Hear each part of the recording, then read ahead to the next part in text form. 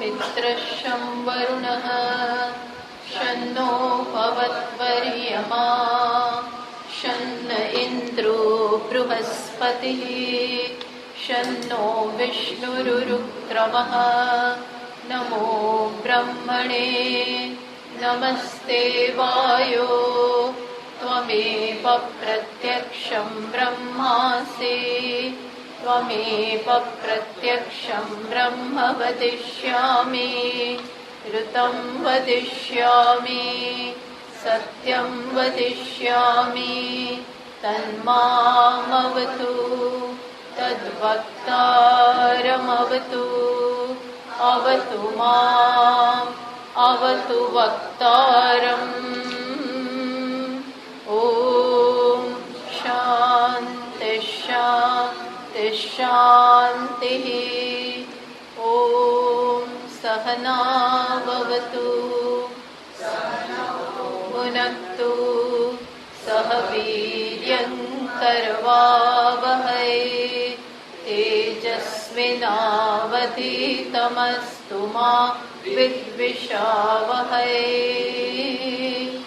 ॐ शान्ति शान्ति शान्तिः श्रुतिस्मृतिपुराणानाम् आलयं करुणालयं नमामि भगवत्पादं शङ्करं लोकशङ्करं शङ्करं शङ्कराचार्यं बादरायणं सूत्रभाष्यकृतौ वन्दे भगवन्तौ पुनः पुनः ईश्वरो गुरुरात्मेति मूर्तिभेदविभागिने व्योमवद्व्याप्तदेहाय दक्षिणामूर्तये नमः नमः श्रीशङ्करानन्द गुरुपादाम्बुजन्मने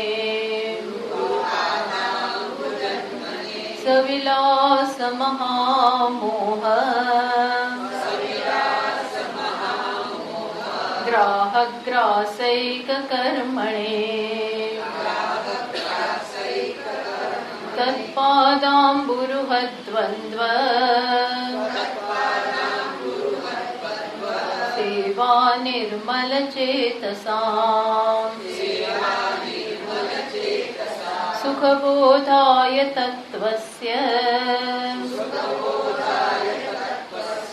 विवेकोऽयं विधीयते। તો આપણે પંચદશીમાં ચોથું પ્રકરણ ચાલે છે, ચતુર્થમ દ્વૈત વિવેક પ્રકરણ.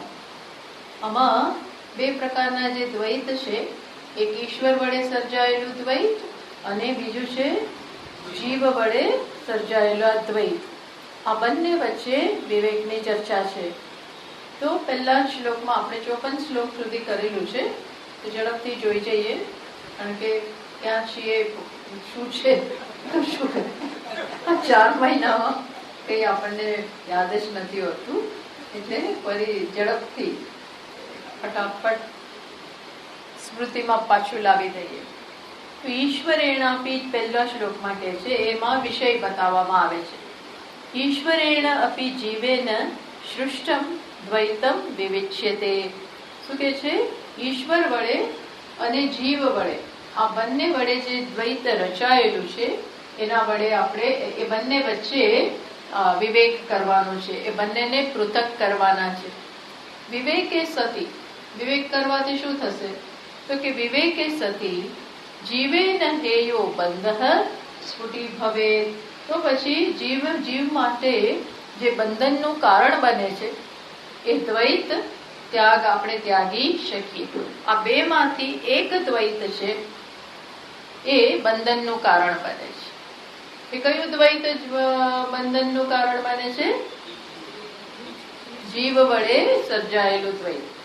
ઈશ્વરે જે સર્જન કર્યું છે એ કઈ બંધનનું કારણ નથી બનતું, પણ જીવ જે સર્જન કરે છે, જીવ એટલે ઈશ્વર વડે જે દ્વૈત છે એ ખરેખર દ્વૈત નથી, એ તો અદ્વૈત જ છે, નવા જુદા જુદા આકાર સાથે.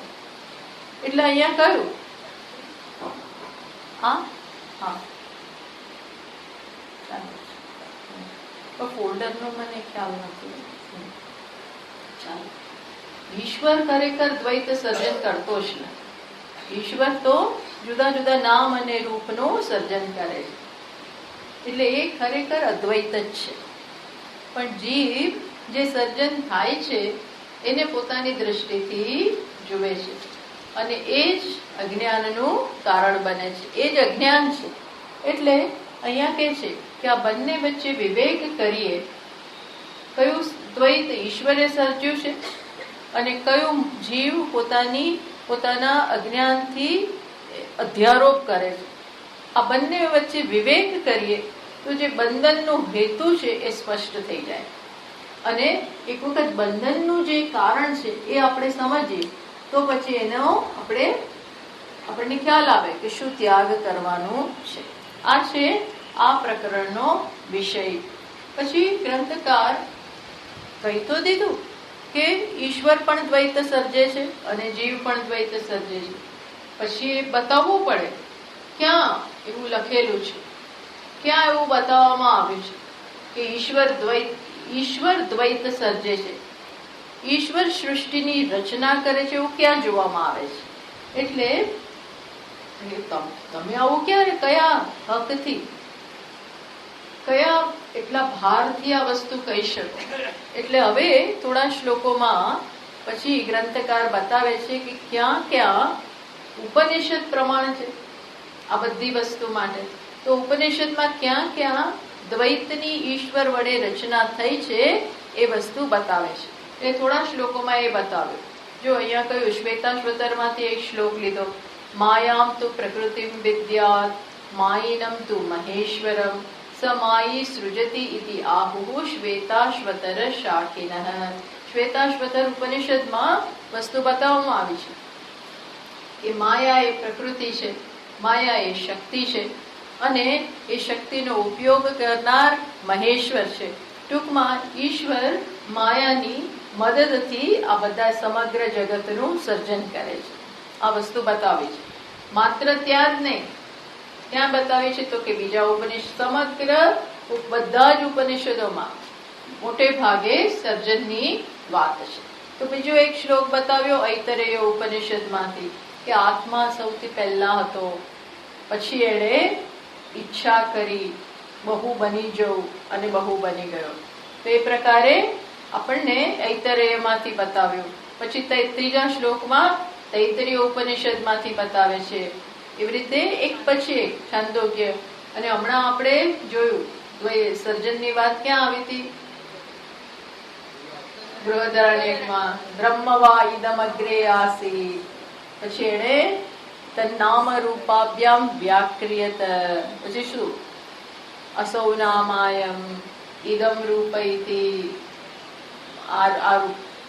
એ પ્રકારે આખી સર્જનની વાત હતી. ટૂંકમાં બધા જ ઉપનિષદોમાં મોટે ભાગે, અમુકમાં નથી પણ મોટા ભાગે બધે જ સર્જનની વાત છે. અર્થાત ગ્રંથકાર એ દ્વારા ભારપૂર્વક કહે છે કે ઈશ્વરે દ્વૈતનું સર્જન કર્યું છે. પછી 2-3 શ્લોક, ઘણા બધા શ્લોકોમાં એ કહ્યું. પછી 10મા શ્લોકમાં બતાવ્યું કે સર્જન તો કર્યું, પછી સર્જન કયા હેતુથી કરવામાં આવ્યું છે. તો કે ઈશ્વરે પછી જીવમાં નામ રૂપમાં પ્રવેશ કર્યો, બધું બનાવી નાખ્યું, પછી એમાં એને પ્રવેશ કર્યો. કૃત્વા રૂપાંતરમ જૈવમ દેહે પ્રાવિશત ઈશ્વરઃ ઇતિ તાહ શ્રુતયઃ પ્રાહુઃ જીવત્વમ પ્રાણધારણાत्. એટલે કે છે કે જૈવમ રૂપાંતરમ કૃત્વા ઈશ્વરઃ, બધું નામ રૂપને બનાવ્યા, માળખા બનાવી અને ઈશ્વર પછી એમાં પ્રવેશ કરે છે. પ્રવેશ કરી અને પછીનો સ્ટેપ આપણે સમજી લેવાનો, એને એની સાથે તાદાત્મ્ય કર્યું. જે નામ રૂપમાં એને પ્રવેશ કર્યો, જુદા જુદા દેહમાં, પછી મનુષ્યનો દેહ હોય, જીવ દેવતાનો હોય, કિન્નરનો હોય, યક્ષનો હોય, આ બધા જુદા જુદા રૂપમાં પ્રવેશ કર્યો અને પછી હું એટલો જ છું એવું એને ભ્રમ જન્મ્યો. આને કહેવાય આ ભ્રમ જેને જન્મે છે કોણ ખરેખર? ઈશ્વર જ. પણ હવે શું કહો, હવે કઈ રીતે ઓળખાશે? હવે જીવ. શેને કારણે? તાદાત્મ્ય. છે ઈશ્વર પણ આમાં પ્રવેશ કર્યો. પ્રવેશ કરવો એટલે કઈ વાંધો નથી, પણ પછી એવું એ માનવા માંડ્યો કે હું આ જ છું. એટલે એ કયા રૂપે ઓળખાય છે? જીવ. એ જીવ કહેવાય. બાકી હવે જીવ નામની કોઈ હસ્તી નથી. જેને જીવ કહીએ છીએ એ ઈશ્વર જ છે. પણ ત્યાં એક વસ્તુ અંદર આવી ગઈ, અજ્ઞાન. આ બધું સમજી લેવાનું વચ્ચે આવું થયું. પછી કોને જીવ કહેવાય? તો કે એના માટે પણ ટેકનિકલ શબ્દ વાપર્યો છે, ચિદાભાસ, ચિત છાયા. એક છે ચૈતન્ય, બીજું છે સૂક્ષ્મ શરીર, અને સૂક્ષ્મ શરીર સાથે જેનું તાદાત્મ્ય છે, જે સૂક્ષ્મ શરીરમાં ચૈતન્યનું પ્રતિબિંબ પડે છે એના કારણે શું ગણે? ચિદાભાસ. એટલે જીવમાં ત્રણ વસ્તુ છે, ચૈતન્ય, પછી સૂક્ષ્મ શરીર અને એમાં પડતું ચૈતન્યનું પ્રતિબિંબ. આ ત્રણ વસ્તુ હોય તો શું કહેવાય? અને સૂક્ષ્મ શરીર હોય ત્યાં પછી સ્થૂળ શરીર પણ આવે છે. તો આ ત્રણ જ્યાં છે એને શું કહેવાય છે? ચિદા અથવા જીવ. એ બાતી વાત થઈ. પછી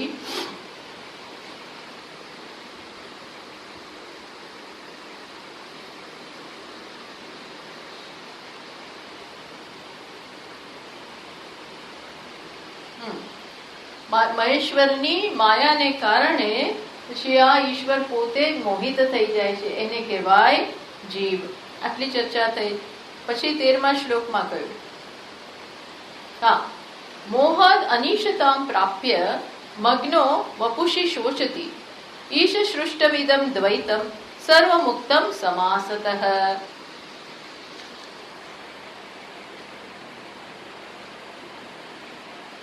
મોહને કારણે એ જ ઈશ્વર હવે કેવો બની ગયો? અનીશ.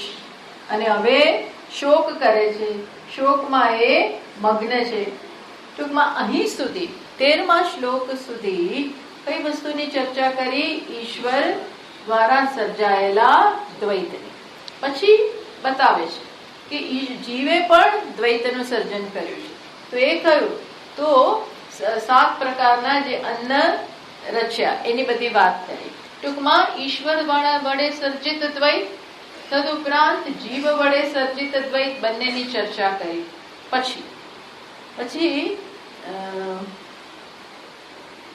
આવે છે 18મા શ્લોકમાં.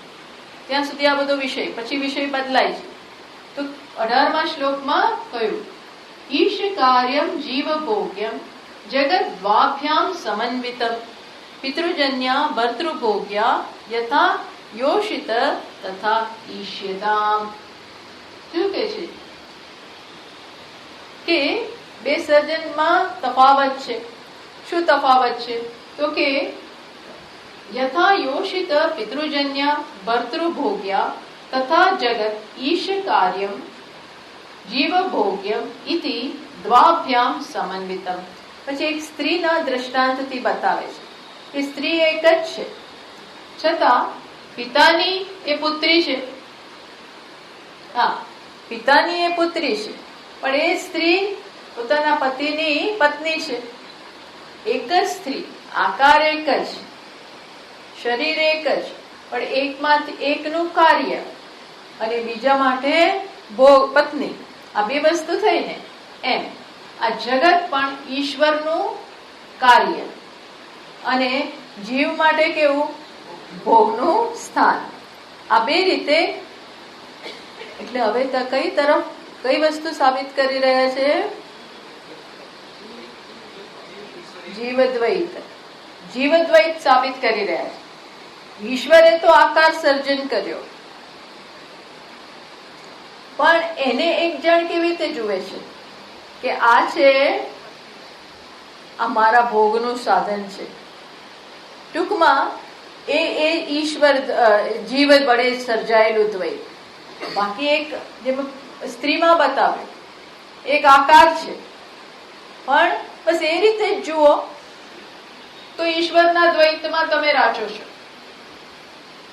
પણ એને આ મારી પત્ની એવી દ્રષ્ટિ જ્યારે આવે ત્યારે આ કયું દ્વૈત થઈ ગયું? જીવ વડે સર્જાયેલું દ્વૈત. વસ્તુ એકની એક, આ વસ્તુ આ એકની એક છે. પેપર વેઇટ, ઈશ્વરે આ કાચ બનાવ્યો છે, પણ હું શું માનું? આ મારું છે, મારા ઘરમાં છે, કોઈને આની સામે જોવા ના દો, લેવા ના દો. આ બધું થઈ જાય જીવ વડે સર્જાયેલું દ્વૈત. એ વસ્તુ સાબિત કરી રહ્યા, હવે એ તરફ જઈ રહ્યા છે. એટલે જીવ દ્વૈત છે ને બહાર દેખાતું નથી. બહાર તો શું દેખાય છે?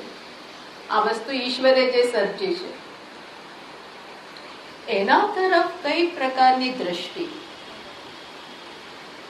એ આ પદાર્થ છે ને, આ ભોગવવાનો પદાર્થ છે, અહીંયા અંદર રહેલું છે, એ અહીંયા રહેલું છે. બહાર આ પદાર્થ છે. બહાર એમ નથી કહેતું કે આનો ઉપયોગ પેપર વેઇટ એવું આમ બહાર નથી લખ્યું. સમજ પડી? બહાર એ વસ્તુ નથી. બહાર તો માત્ર આકાર છે, રૂપ છે, અને એનું નામ છે, that's all. પણ નામમાં પછી પત્ની, બહેન, માતા, જાતના પછી એની તરફ દ્રષ્ટિઓ બદલાય છે. ત્યાં જીવ દ્વૈત આવી જાય છે. એટલે આ ગ્રંથનું વિવેક કરો. આ ચેપ્ટરનો વિષય છે વિવેક. આ બંને વચ્ચે વિવેક. બંધન કોણ જન્માવે? બંધન છે જીવ વડે સર્જાયેલું દ્વૈત. ઈશ્વર જે રીતે સર્જે છે એ રીતે તમે જો એને જુઓ તો બંધન નથી. પણ તમે એને મૌલિક અથવા તો પોતાના એજન્ડાને ધ્યાનમાં રાખી અને એની તરફ જુઓ છો ત્યારે એ બની જાય છે બંધનનું કારણ. એટલે જેટલું એ તરફ આપણે આમાંથી બોધ એ લેવાનો આવશે કે જેટલું વધારે આપણે ઈશ્વર દ્વૈત સાથે એક થઈએ એટલા મુક્ત, અને જેટલું વધારે જીવ દ્વૈત સર્જન કરીએ એટલું બંધન. કારણ કે ઈશ્વર વડે સર્જાયેલું દ્વૈત તકલીફ નથી આપતું. જેવું છે એવું જુઓ, જેવું સર્જ્યું છે એવું જુઓ, બસ. તો એટલે એ બહુ સૂક્ષ્મ છે.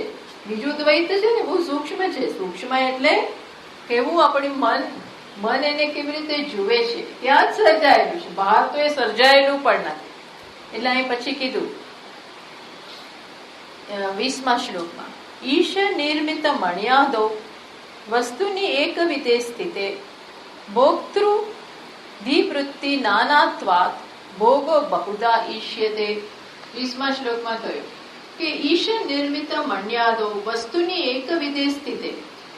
ભગવાને એક મણિ જન્માવ્યો હોય, એક પથ્થર મણિ છે, છતાં જુદી જુદી વ્યક્તિ માટે આ એક જ મણિ શું બની જાય? સુખ દુઃખ નું કારણ બને. અને ચાલો ને આને જ મણિ સમજો. તો આ મણિ છે, એ આ એક જ મણિ અનેક પ્રકારના સુખ દુઃખ નું કારણ બની જાય. કઈ રીતે? તો એ અહીંયા કહે છે કે ભોક્તૃ દ્વિવૃત્તિ નાનાત્વાત ભોગ બહુધા ઈષ્યતે. તમે ભોક્તૃ દ્વિવૃત્તિ નાનાત્વાત, ભોગતા એટલે કે જીવની આના તરફની બુદ્ધિ અનેક પ્રકારની હોય, એને કારણે આ સુખ દુઃખ નું કારણ. એટલે સુખ બતાવે છે કે સુખ દુઃખ નું સમજજો. સુખ દુઃખ નું કારણ આ મણિ જે ઈશ્વરે બનાવ્યો છે એ સુખ દુઃખ નું કારણ નથી, પણ તમે કઈ રીતે એને જુઓ છો એ સુખ દુઃખ નું કારણ બને છે. એટલે પછી ભગવાનને આપણે દોષ આપીએ કે તમે આ કેમ બનાવ્યો, એ તો કીધું એ તો કારણ કે આ એક જ વસ્તુથી અમુકને દુઃખ નથી થતું, અમુકને જ દુઃખ થાય છે. એના માટેનું દ્રષ્ટાંત આપે છે. જો 21મા શ્લોકમાં કહે છે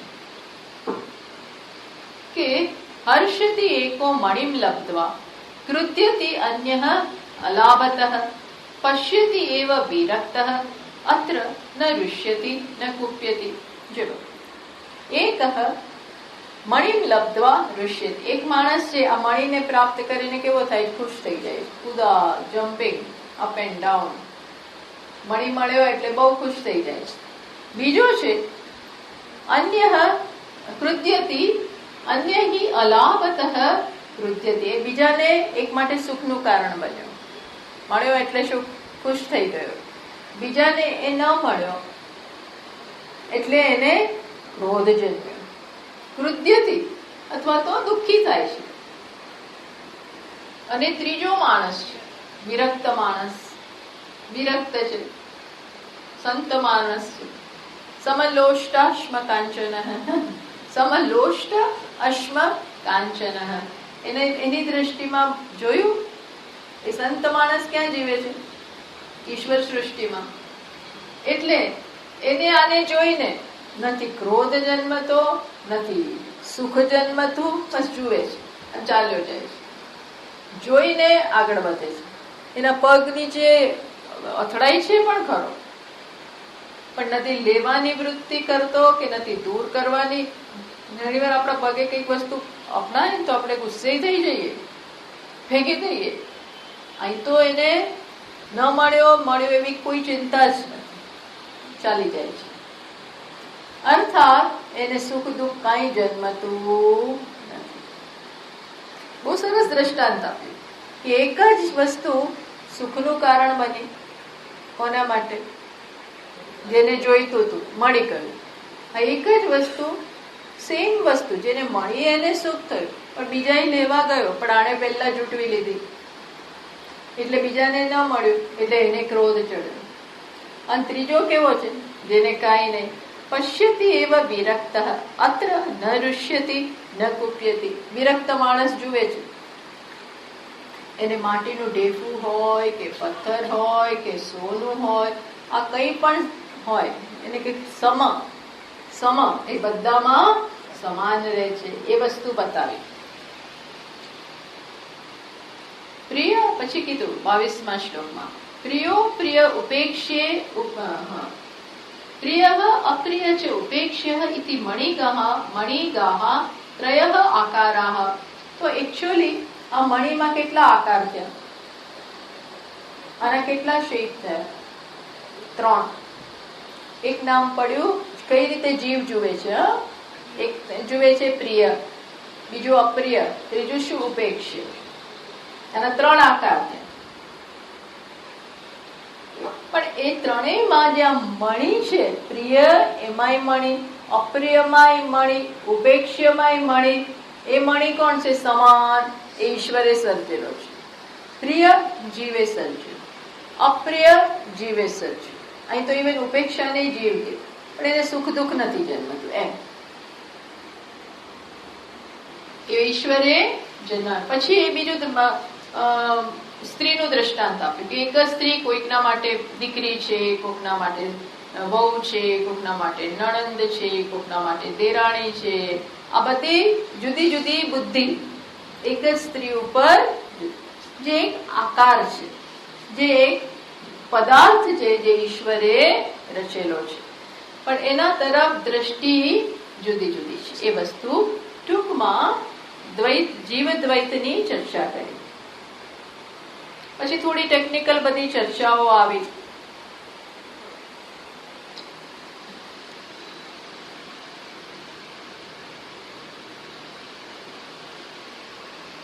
એટલે 25મા શ્લોકમાં કહ્યું માં એવં માંસમયી યોષિત કાચિત અન્યા મનોમયી માંસમય્યઃ અભેદેપી વિદ્યતે હિ મનોમયી. પછી એ જ વસ્તુની આગળ કહી કે પેલા પૂર્વ પક્ષ એમ કે છે કે ના, જયારે દ્રષ્ટિ જુદી જુદી છે ત્યારે પદાર્થ જુદા છે.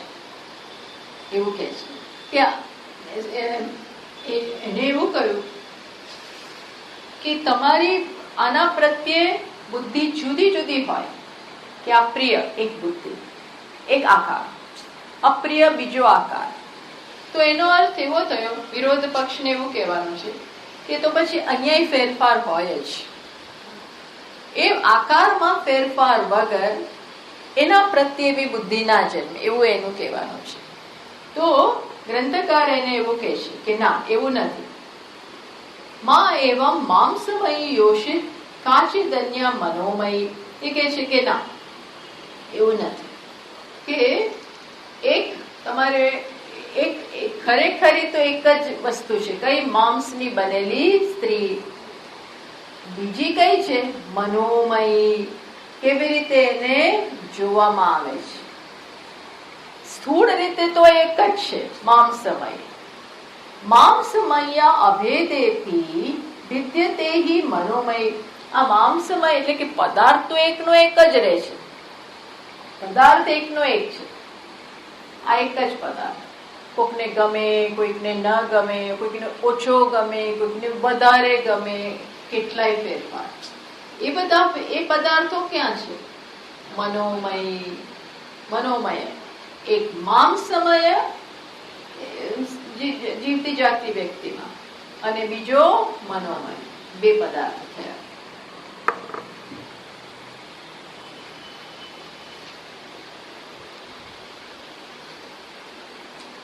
પછી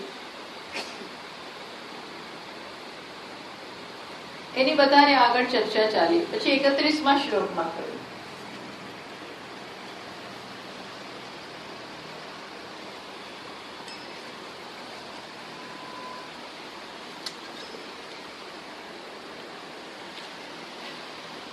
સતી એવં વિષયો દ્વૌ સ્તઃ ઘટો મૃન્મય ધીમયો. મૃન્મયો માનમેયઃ સ્યાત્ સાક્ષી ભાસ્યસ્તુ ધીમયઃ. બંને વચ્ચે કઈ પ્રકારનો ડિફરન્સ છે? કયા બે વચ્ચે? માંસમય અને મનોમય. આ બંને વચ્ચેનો ડિફરન્સ શું છે? તો કે છે કે એવમ સતી વિષયો દ્વૌ સ્તઃ. બે વિષય થયા. કયો? તો પછી ઘણાની વાત કરે છે. મૃન્મય ધીમયો. માનઃ મૃન્મય ધીમયો. ઘટો મૃન્મય ધીમહ. આ એક ઘડો હોય, એક આમ શેનો બનેલો છે? માટીનો. પણ સાથે સાથે આને પ્રત્યે મારી જો માલિકીનો ભાવ હોય તો આ મારો ઘડો, એમાં હું આ બધું વસ્તુ રાખીશ, શોભાની વસ્તુ બનાવીશ, આ બધું. તો આ એક જ વસ્તુ કેવી થઈ? એક તો માટીનો બનેલો મૃન્મય, અને બીજો શેનો બનેલો છે? અહીંયા શું નામ આપ્યું? ધીમયો. ધીમયો બુદ્ધિનો બનેલો.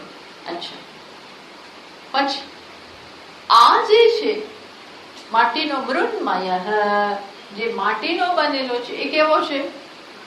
એ કેવો છે? શ્લોકમાં શું લખ્યું છે?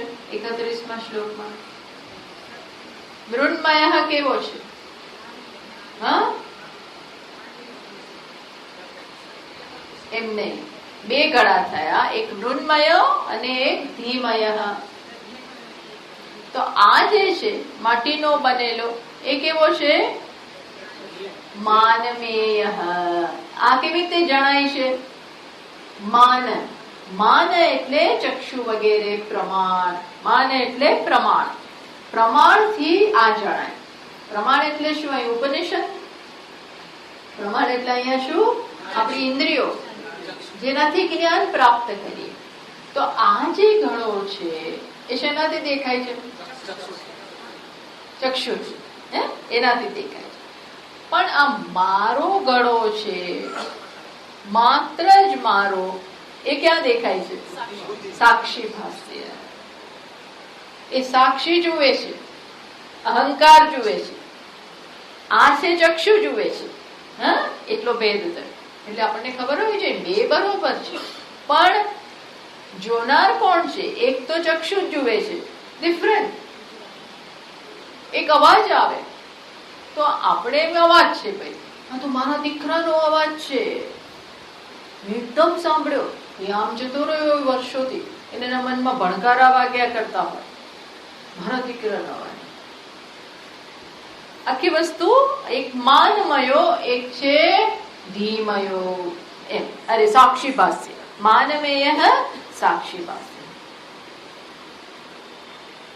પછી હવે ધીમે ધીમે ધીમે ધીમે કઈ તરફ આવે છે એ જ બતાવે છે કે કયું બંધન જન્માવે છે. તો હવે જન્મ આવે છે, બતાવે છે. શું બતાવે છે? જુઓ, અન્વય વ્યતિરેકાભ્યામ ધીમય જીવ બંધ કૃત. 32મા શ્લોકમાં કહ્યું કે હવે અન્વય વ્યતિરેકની પદ્ધતિથી શું બતાવશે કે કયો પદાર્થ બંધન જન્માવે છે. બે પદાર્થ થયા, કયા? મૃન્મય અને ધીમય. અમૃન્મય માટીનો બનેલો અને ધીમય, એમાં બંધન કયું જન્માવે છે? ધીમય. જીવ બંધ કૃત એ કઈ પદ્ધતિથી આપણને સાબિત કરશે? અન્વય વ્યતિરેક. એ બતાવશે કે જે હોય છતાં પણ દુઃખ ના જન્મે, અને જે ન હોય તો એ દુઃખ. અન્વય એટલે હોવાપણું, વ્યતિરેક એટલે ન હોવાપણું. તો એનાથી આપણને બતાવશે. સતી અસ્મિન સુખ દુઃખે સ્તઃ તસ્મિન અસતી ન દ્વયમ. એ બતાવ શું છે ને દુઃખ થાય છે એ બતાવે છે. જો એના માટે સરસ એક્ઝામ્પલ આપે છે. 33મા શ્લોકમાં કહે છે,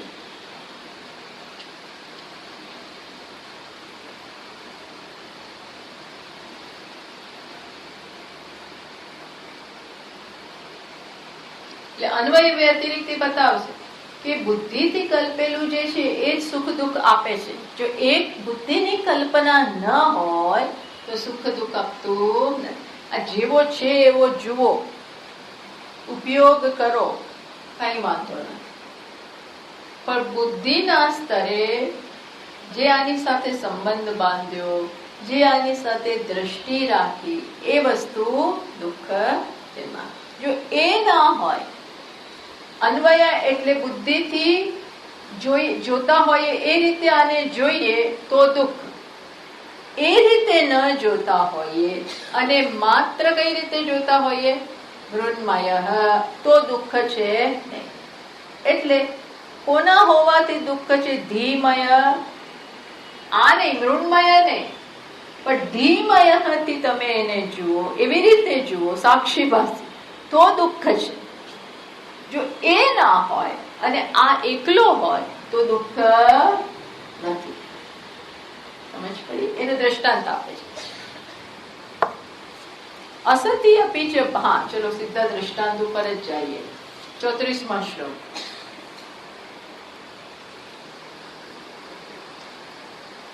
દૂરદેશમ ગતે પુત્રે જીવતી એવ અત્રે અત્ર તત્પિતા. શું કહે છે? દૂરદેશમ ગતે પુત્રે જીવતી એવ અત્ર તત્પિતા વિપ્રલંબ વાક્યેન મૃતમ મત્વા પ્રરોદતિ. હવે જોજો, અન્વય પહેલા બતાવે છે કે દૂરદેશ કોઈ એક પોતાનો પુત્ર છે, અમેરિકા ગયો છે, મા બાપ અહીંયા એકલા છે અને આનંદમાં જીવે છે. પછી એકદમ જ શું થયું? એના જીવે છે એનો પુત્ર, છતાં પણ કોઈક મશ્કરી કરનારા કે રમત રમનારા એમના કોઈ શત્રુએ આવીને વિપ્રલંબ વાક્યેન, એને આવીને માતા પિતાને શું કહ્યું? તમારો પુત્ર મૃત્યુ પામ્યો છે. હવે પદાર્થ શું છે? પુત્ર છે, જીવે છે, છતાં પણ કલ્પના કઈ થઈ? હવે ગયો તો શું થયા? દુઃખ છે ખરો, પણ દુઃખ આપે છે. આ શું થયું? અન્વય. પદાર્થ છે, આકાર છે.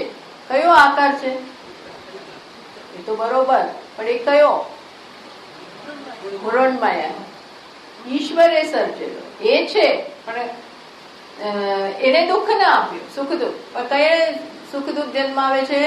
સુમનમાન્યું. એ અન્વય થયો. એટલે આ ભીમય એ દુઃખ આપી ગયો. પછી બીજું વ્યતિરેકથી સમજાવે છે.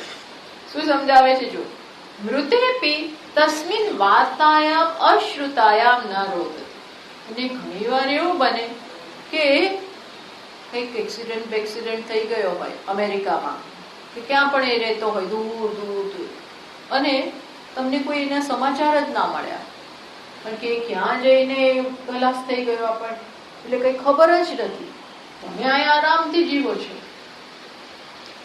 વસ્તુ રહી નથી એ નથી, પણ તમે શું કરો છો? ન રોદતી, મજા કરો છો. કેમ? બુદ્ધિમાં દુઃખ નથી જન્મતું. કેમ? કારણ કે કઈ ખબર જ નથી. એટલે ધીમયા ના જન્મ્યો, ધીમયા ના જન્મ્યો એટલે દુઃખ થયું નહીં. વાસ્તવમાં તો પેલો આકાર રહ્યો જ નથી, હવે વ્યક્તિ તો છે જ નહીં, પણ બુદ્ધિમાં એ નથી જન્મતું તો દુઃખ નથી થતું. આ વ્યતિરેક બતાવે. એટલે કોણે બંધન જન્માવ્યું? ધીમયા. સમજ પડી? કોણ બંધન જન્માવે છે? ધીમયા. શું કઈ રીતે જોઈએ છીએ? ત્યાં મારું તો સુખ, મારું નહીં તો દુઃખ, મળ્યું તો સુખ, ન મળ્યું તો દુઃખ. ત્યાં બધું ચાલે છે. તો આવી વાત ચાલી. પછી આપણે વાત કરી હતી કે ઘણા બધા દાર્શનિકો છે, એમાં એક છે વિજ્ઞાનવાદી. એ લોકો તો શું માને છે કે હા બસ તમે આજે કહ્યું ને અમારા મતનું જ તમે સમર્થન કરી રહ્યા છો. તમારો શું મત થાય? તો કે છે અમે તો એવું જ માનીએ છીએ કે બાહ્ય કોઈ પદાર્થ જ નહીં. વિજ્ઞાનવાદી શું માને? માત્ર વિજ્ઞાન. વિજ્ઞાન એટલે માત્ર બુદ્ધિ, માત્ર કોન્શિયસનેસ, એ જ છે, બીજું કઈ છે જ નહીં. એ લોકો એવું માને છે. અર્થાત બહાર પદાર્થ નથી, તમે માત્ર બુદ્ધિ, કોન્શિયસ એ જ છે. એટલે એ લોકો કે છે બસ તમે આજે કહ્યું ને વાત અમારા મતનું સમર્થન કરે છે. વિજ્ઞાનવાદ વાક્યાર્થ વૈયર્થ્ય સ્યાત ઇહ ઇતિ છે. તો કે છે વિજ્ઞાનવાદી કે છે તો બસ બાહ્ય પદાર્થોની તો જરૂર જ નથી. અમે એ જ કહીએ છીએ કે બાહ્ય પદાર્થો છે જ નહીં. इति इह विज्ञानवादः स्यात् इति चेत् हृदि आकारम् आदातु वाक्यस्य अपेक्षितत्वतः.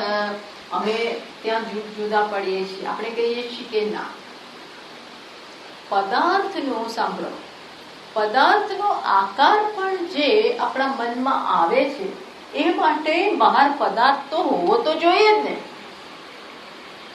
પુત્ર હોય જ નહીં, આ મણી હોય જ નહીં. ચલો એ સારો ખરાબ જવા દો, પણ આ જેને પ્રિય લાગે છે એને પણ પેલા જોવે તો ખરો જ ને. પછી આ પ્રિય છે પણ પેલા જોયો તો ખરો જ ને. તો વસ્તુ હોય જ નહીં તો બુદ્ધિમાં વિચાર નથી આવવાના, અને તો બુદ્ધિ એ ના. એટલે પેલા લોકો શું કે છે કે માત્ર વિચારો ચાલે છે, બહાર એને અનુરૂપ કોઈ પદાર્થ નથી. આપણે કહીએ છીએ કે બહાર આ પદાર્થ છે, એને અનુરૂપ વિચાર છે.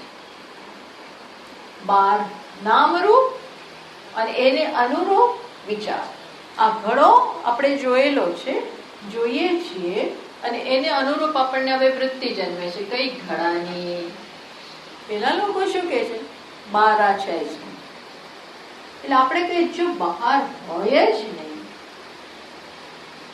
તો બુદ્ધિમાં કોઈ વિચાર આવવાની શક્યતા જ નથી. એટલે બહાર પદાર્થ તો છે એ વાત પર આવે. પછી એમને શાંત કર્યા, પછી બીજો પક્ષ આવ્યો.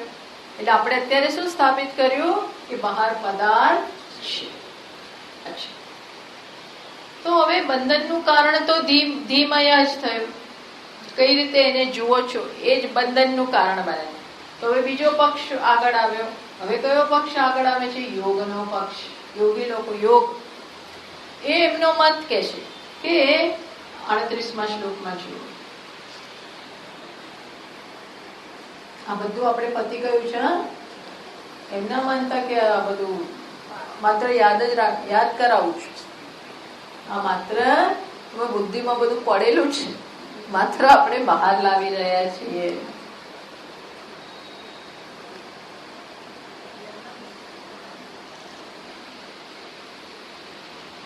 તો વળી પાછી એ જ વસ્તુ આવી કે બંધન તો જીવનું દ્વૈત જ કરે છે. એટલે પેલા યોગી લોકો કે છે, શું કે છે કે સારું ચાલો, બંધશ્ચેત માનસ દ્વૈતમ તન નિરોધેન શામ્યતિ. તો કે જીવનું મનમાં તમે કેવી રીતે જુઓ છો એ જ જો બંધન જન્માવતું હોય, ટૂંકમાં જીવ દ્વૈત એ જ બંધન જન્માવતું હોય, તો પછી એ તો નિરોધ કરી દઈએ. શેનો? વિચારોનો, મનનો નિરોધ કરી દઈએ. અને કઈ રીતે હું જોઉં છું એ દુઃખ જન્માવતું હોય તો હું વિચારવાનું જ બંધ કરું. મનમાં બધા વિચારો, ચિત્ત વૃત્તિ નિરોધ કરી દો. તો પછી તમારા બ્રહ્મ જ્ઞાનની જરૂર નથી. આ બધા હું જયારે કઈ પણ આવું કહેતા હોય ને, એની પાછળ એનો હિડન એજન્ડા હોય, એનો પોતાનો રસ છે. તમે કહો છો ને કે મનથી કલ્પાયેલી વસ્તુ જ દુઃખ આપે છે, તો મન જ બંધ કરી દઈએ. મન બંધ કરતો,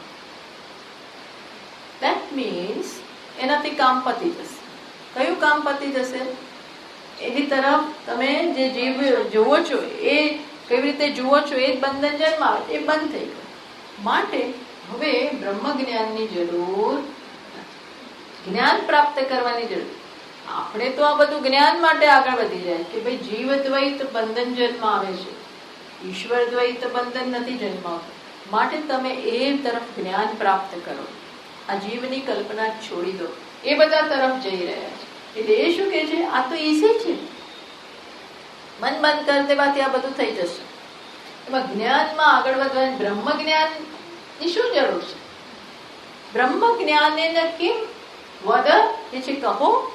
બ્રહ્મ જ્ઞાનથી શું થવાનું? મનને જ બંધ કરવાનું છે, એ તો થઈ જશે. એટલે આપણે કહ્યું એ વાત તમારી સાચી, પણ સાચી નહીં. મન બંધ થાય પણ કેટલી વાર? તાત્કાલિક દ્વૈત શાંતો અપી આગમા બીજની ક્ષય. તાત્કાલિક દ્વૈત શાંતો અપી બ્રહ્મ જ્ઞાનમ વિના. તાત્કાલિક કદાચ પ્રાણાયામ વગેરેથી મનને શાંત કરવાનો યોગીઓ માટે કયો ઉપાય છે? એક ઉપાય છે મનને પ્રાણાયામ કરો. પ્રાણાયામ, શ્વાસ ઉચ્છ્વાસ એના ઉપર નિરોધ કરી દો એટલે મન શાંત પડી જાય. કારણ કે બંને એક જ શાખાની બે ડાળીઓ છે, એટલે એકને પકડો બીજી પકડાઈ જાય. પ્રાણાયામ કરો એટલે મનની ચિત્ત વૃત્તિ શાંત થઈ જાય, બધું પતી ગયું. એટલે કહે છે હા એ વાત ખરી, પણ એ થોડી વાર માટે રહેશે. શું છે? તાત્કાલિક શાંતો અપી આગામી જનિક્ષય, એ પાછી ઉત્પન્ન થવાની અને એનો શાંત થવાની, ઉત્પન્ન થવાની આ તાત્કાલિક છે, હંમેશ માટેનું નથી. ક્યાં સુધી તમે પ્રાણાયામ કરતા રહો? કરો એટલે બંધ, પછી પાછું ચાલુ. મનના જે સંસ્કાર છે એ તો પાછા વ્યક્ત થવાના જ. તમે શાંત કે પેલું બાળક રડતું હોય તો એને મોઢામાં કંઈક મૂકી દો, શાંત પડી. પણ પછી જેવા એ કાઢશો એટલે તરત બૂમા બૂમ કરવાનું. એટલે આ બધા ઉપાયો કઈ પરમાનન્ટ નથી.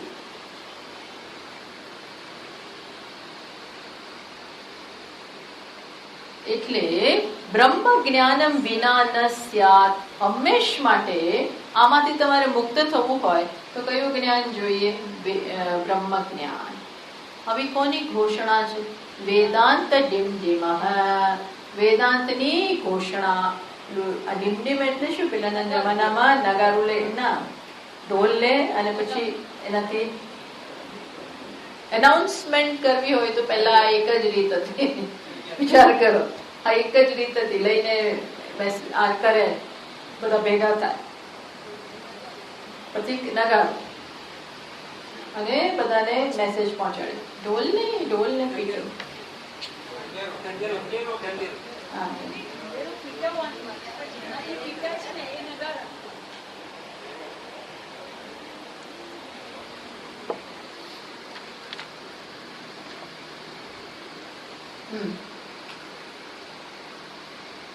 પછી હવે આગળ વધે છે 40મા શ્લોકમાં. અનિવૃત્તે અપી ઈશ સૃષ્ટિ, એટલે કે છે તમે કહ્યું કે બ્રહ્મ જ્ઞાન થી જ બ્રહ્મ જ્ઞાનની જરૂરત છે. કઈ રીતે બ્રહ્મ જ્ઞાન થી આ પ્રશ્નો કેવી રીતે સોલ્વ થશે? તમે કહો છો કે માત્ર યોગની થી કામ નહીં પતે, બ્રહ્મ જ્ઞાન વિના ના ચાલે. તો એ કેવી રીતે? તો કે અમે સમજાવીએ. અનિવૃત્તે અપી ઈશ સૃષ્ટિ, શું છે? ઈશ્વર સૃષ્ટિ ભલે રહી,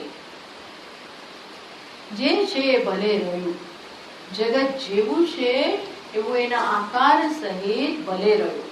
પણ શું જાણી લો તમે? તસ્ય વૃષાત્મતામ બુદ્ધ્વા, એ મિથ્યા છે એ જાણી લો તો ભલે ને રહ્યું. બુદ્ધવા બ્રહ્મ અદ્વયમ બોધુમ શક્યમ વસ્તુ ઐક્યવાદિનઃ. તો તમે જાણો કે આ શું છે?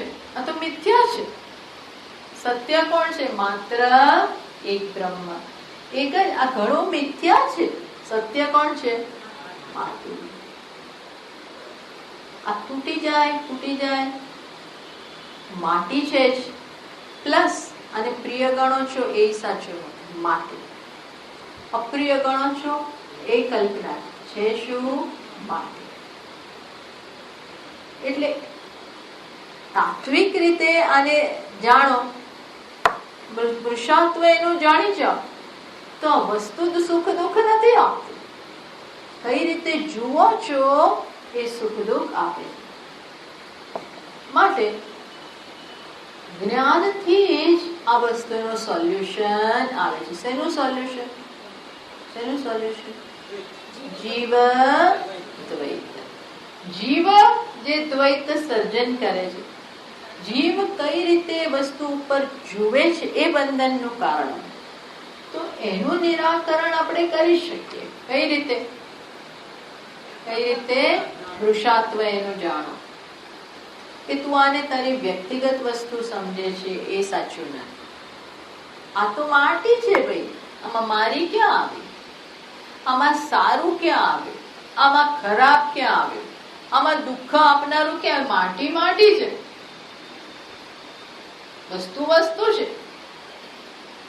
એવી રીતે તમે જુઓ. કઈ રીતે આ મારાપણું, તારાપણું એ બધું બંધ કરી દો તો આ દુઃખ આપનારું નથી.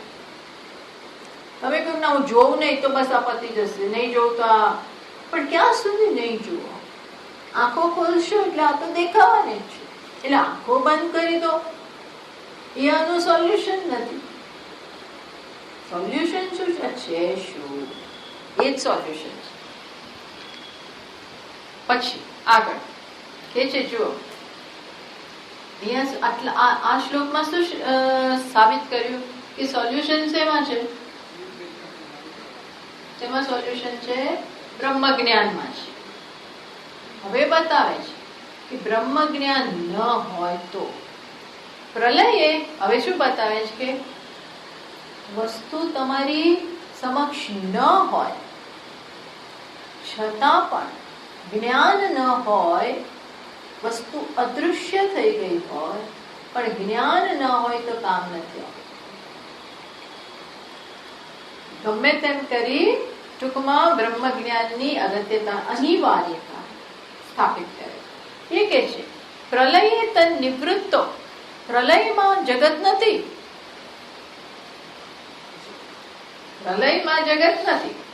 પણ ત્યાં શું નથી બીજું? ગુરુ શાસ્ત્રાદિ અભાવતઃ. ત્યાં ગુરુ બી નથી, મીન્સ કે જ્ઞાન નથી, શાસ્ત્રો નથી. એટલે વિરોધી દ્વૈત અભાવેપી ન શક્યમ બોધ્યમ અદ્વૈત. ત્યારે તમને કોણ શીખવાડવા વાળું જ કોઈ નથી, બધું એક છે. શાંતિ જરૂર છે, જ્ઞાન નથી. એટલે વળી પાછા ઉઠો એટલે તકલીફ. એમ તો દરરોજ આ શાંત પ્રલયને આપણે સુષુપ્તિ સાથે સરખાવી શકીએ. સુષુપ્તિ એટલે ઊંઘી જવું, એ પ્રલય જ કહેવાય, સુઈ ગયા. પણ જ્ઞાન ના હોય તો સુવાનું એ શાંતિ છે. એ શાંતિ છે મીન્સ અદ્વૈત છે. ત્યાં કામનું નથી. કેમ? કોઈ જ્ઞાન નથી ત્યાં. જ્ઞાન વગર બધું કામ. પછી હવે નિર્ણય આવે. શું? 42મા શ્લોકમાં કહે છે. આપણે ત્યાં અટકીએ પછી કે તમને આ દ્વૈતનો આટલો વિરોધ કેમ છે?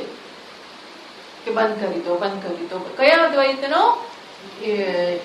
તમે કહો છો કે કઈ છે જ નહીં, પદાર્થ, આ બધું કહો છો એ ખરેખર જરૂરી નથી. શું કે છે? અબાધકમ સાધકમ ચ દ્વૈતમ ઈશ્વર નિર્મિતમ અપનેતુમ અશક્યમ ચ સાધક અપનેતુમ અશક્યમ ચ ઇતિ હેતોઃ તદ આસ્થાં કુતઃ દ્વિષ્યતે. કે ઈશ્વરે સર્જેલું જે દ્વૈત છે એ કોઈ પણ રીતે તમારા જ્ઞાનનું બાધક નથી. જ્ઞાનમાં ક્યાંય આ વસ્તુ જે સર્જી છે ઈશ્વરે, એને જેવી છે એવી જુઓ તો ક્યાંય નડતું નથી. ઓન ધ કોન્ટ્રરી, એ જ્ઞાનમાં હેલ્પફુલ છે. અબાધકમ, ક્યાંય નડતું નથી. પછી શું છે શબ્દ? પછી શબ્દ શું છે? સાધકમ છે. સાધકમ છે એટલે નડતું તો નથી, પણ કેવું છે? મદદરૂપ છે. ભગવાને એટલે જ સર્જ્યું છે કે વહેલું મોડું તને મારું જ્ઞાન થાય. આ સૃષ્ટિની સર્જવા પાછળનો હેતુ શું છે? સાધકમ, જ્ઞાન થાય એ માટે છે. આપણે કહે છે કેમ બનાવ્યું? ભાઈ બનાવ્યું એટલે પહેલા મૂડી ખબર પડશે. કયું દ્વૈત? સાધકમ. કયું દ્વૈત? દ્વૈતમ ઈશ્વર નિર્મિતમ, નોટ જીવ નિર્મિતમ. ઈશ્વર નિર્મિતમ દ્વૈતમ, બંને વસ્તુ ત્યાં લાગુ પડે. અબાધકમ પ્લસ સાધકમ. સમજી જાઓ બરોબર. ઈશ્વર વડે જે દ્વૈત નિર્મિત થયું છે એને આપણે દૂર ના કરી શકીએ, પણ દૂર કરવાની જરૂર નથી. એ તો ઓન ધ કોન્ટ્રરી હેલ્પફુલ છે, સાધકમ છે. હા, અપને તુમ અશક્યમ, તમે દૂર નહીં કરી શકો, માટે દ્વેષ ના કરો. દ્વેષ ના કરો એ વસ્તુ કઈ. આમ કરી એ વાત કરી. હવે કે છે કે જીવદ્વૈતની, જીવદ્વૈતમાં બે છે. એક શાસ્ત્રીય અને બધું કાઢી નથી નાખવાનું, પણ જે શાસ્ત્રીય દ્વૈત, જીવે માં જે શાસ્ત્રીય દ્વૈત છે એ રાખવાનું છે, અશાસ્ત્રીય કાઢવાનું. આ ચર્ચા પછી શરૂ થાય છે. 54મા શ્લોક સુધી એ બધું આવે છે, એ આપણે નેક્સ્ટ ટાઈમ જોઈએ. એટલે હવે લગભગ ઘણું પતી ગયો, 10 શ્લોકનો જ બાકી રહ્યો. ઓમ પૂર્ણમદ પૂર્ણમિદં પૂર્ણાત પૂર્ણમુદચ્યતે પૂર્ણસ્ય પૂર્ણમાદાય પૂર્ણમેવાવશિષ્યતે. ઓમ શાંતિ શાંતિ શાંતિ. શંકરં શંકરાચાર્યં કેશવં બાદરાયણં સૂત્રભાષ્યકૃતૌ વંદે ભગવन्तौ પુનઃ પુનઃ.